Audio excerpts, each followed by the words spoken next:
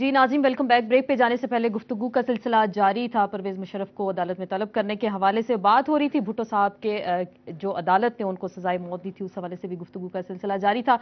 लेकिन परवेज मुशर्रफ के हवाले से जब हम बात करते हैं, उनसे जब रेजिग्नेशन लिया गया तो कौन से लोग उस वक्त उनके साथ मौजूद थे और क्या मुआहदा हुआ था, और गवर्नमेंट में शामिल जो सब जमातें थी, क्या इंडेमनिटी देने की कुछ ऐसी बात हुई थी?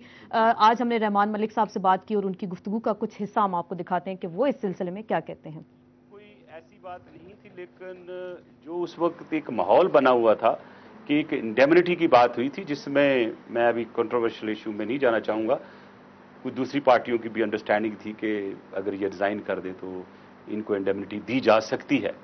लेकिन उसके बाद जो माहौल हुआ, जैसे हुआ, क्योंकि पॉलिटिक्स इज पहले हम कहते थे day to day, now I say hour to hour basis. So will see, let's see what happens in the future. हमें जिस किस्म की भी इंस्ट्रक्शंस, डायरेक्शन कोर्ट से मिलेंगी, विल कैरी आउट। जी, we will carry out whatever the court tells, we will carry out. जी, रहमान मलिक साहब की गुफ्तगू आपने सुनी और कहा कि अदालत अगर उनको तलब करेगी या कोई भी फैसला करेगी तो गवर्नमेंट को कबूल होगा और गवर्नमेंट जो उनके फैसले का एहतराम करेगी। लेकिन इंडेमनिटी की जो बात हुई, उन्होंने कहा कि उस वक्त एक डिबेट जारी थी। परवेज रशीद साहब, आपसे जानना चाहूंगी, तो उनका कहना था कि कुछ सियासी जमातों की जानिब से कहा गया कि इंडेमनिटी दे दें रेजिग्नेशन जब वो दे रहे थे, तो कुछ ऐसी बात हुई थी?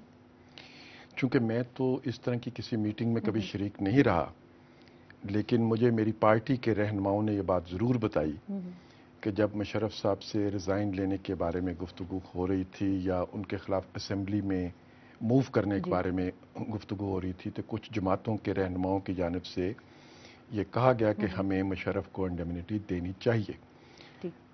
वो जमातें कौन सी थीं, वो रहमान मलिक साहब ज़्यादा बेहतर तौर पर अगर उनका नाम बता सकते।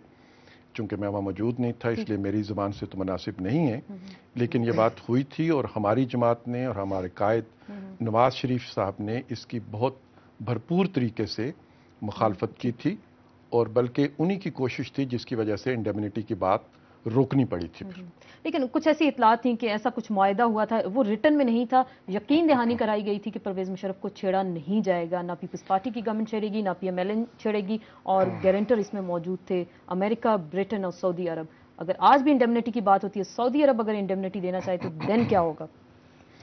मैं नहीं समझता कि कोई ऐसा मायदा मौजूद है। कम से कम हमारी जमात तक और हमारी जमात के रहनुमाओं तक इस तरह का कोई मायदा मौजूद नहीं है। मैं कैटेगोरिकली आपको बिल्कुल वजाहत करना चाहता हूँ कि ना मुशर्रफ को इंडेमनिटी देने का कोई मायदा किया गया, ना किया जाएगा, ना उन्हें इंडेमनिटी दी जाएगी।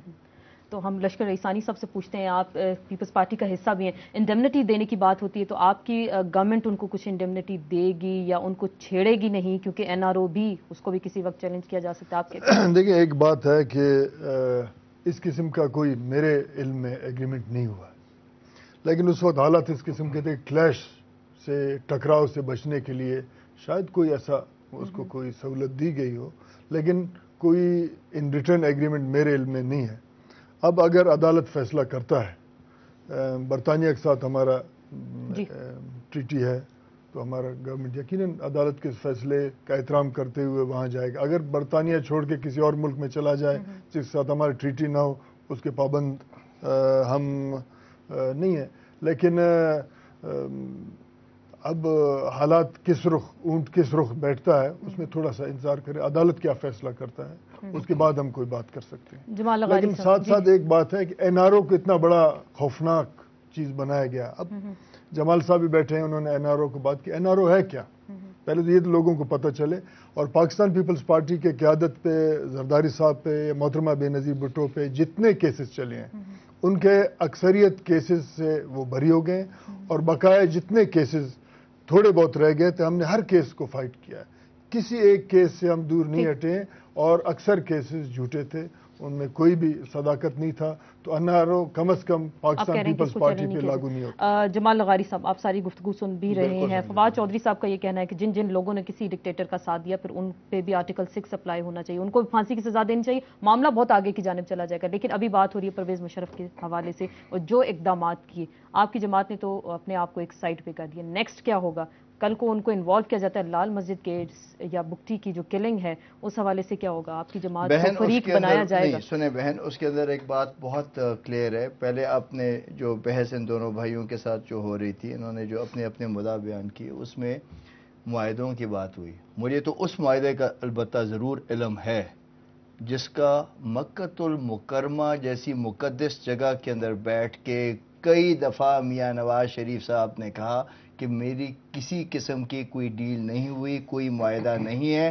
اس معاہدے کو باقاعدہ طور کے اوپر بلیک اینڈ وائٹ کے اندر دکھایا گیا، اور وہ سارا کچھ تو بات ایکسپوز ہو گئی جس ڈیل کے تحت میاں صاحب سعودی عربیہ گئے تھے. جہاں تک این آر او کے تحت انڈیمنیفائی کر کے جنرل پرویز مشرف صاحب باہر گئے، وہ بھی اب بات ساری منظر عام پر آ گئی ہے.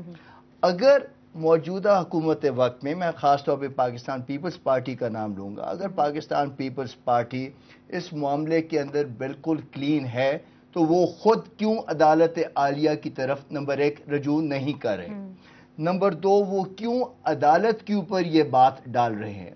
وہ خود دیکھیں، میرا بلوچ بھائی ہے، ہم جب ایک زبان دے دیتے ہیں تو اس کے اوپر قائم رہتے ہیں، اور یہ بھی الحمدللہ ہمیشہ یہ قائم رہے ہیں اپنی زبان کے اوپر. جب حکومت نے ایک زبان دے دی یا ایک بلیک اینڈ وائٹ میں، مجھے نہیں پتا کہ وہ ہے کہ نہیں، لیکن جب ایک اگریمنٹ کے تحت این آر او کے اندر انڈیمنیفائی آپ نے کر دیا اور آپ نے مشرف صاحب کو باہر جانے دیا، تو پھر اب آپ اس کی پاسداری کریں. اور وہ ملبہ اب آپ عدالت کے اوپر کیوں پھینک رہے ہیں کہ عدالت اس میں کرے، اور آپ اس کے اندر سے اس طریقے سے نہیں، عدالت نے تو نوٹس جاری کیا نا کہ وہ عدالت نے نوٹس کیا، لیکن لشکری رئیسانی بھائی نے یہ بات کی. اس کا ایک پہلو اور بھی ہے، اور سینیٹر جمال جو ہے میری بات کی تائید کریں گے کہ یہ نہیں ہے کہ کوئی شخص جو ہے وہ جرم کسی اور کا کرے اور اسے انڈیمنیٹی کوئی اور دیتا پھرے. دیکھیں، یہ جو آمریت ہے، اگر جب یہ آئین کو توڑتی ہے تو وہ پاکستان کے 16 کروڑ لوگوں کی مجرم ہے. انہیں انڈیمنیٹی اگر کوئی دے سکتا ہے تو 16 کروڑ لوگ دے سکتے ہیں، کوئی فرد واحد نہیں دے سکتے. لیکن جب ایک جمہوری بندہ آسما بہن، بریک کے بعد ہم اپنی گفتگو کے سلسلے کو جاری رکھیں گے.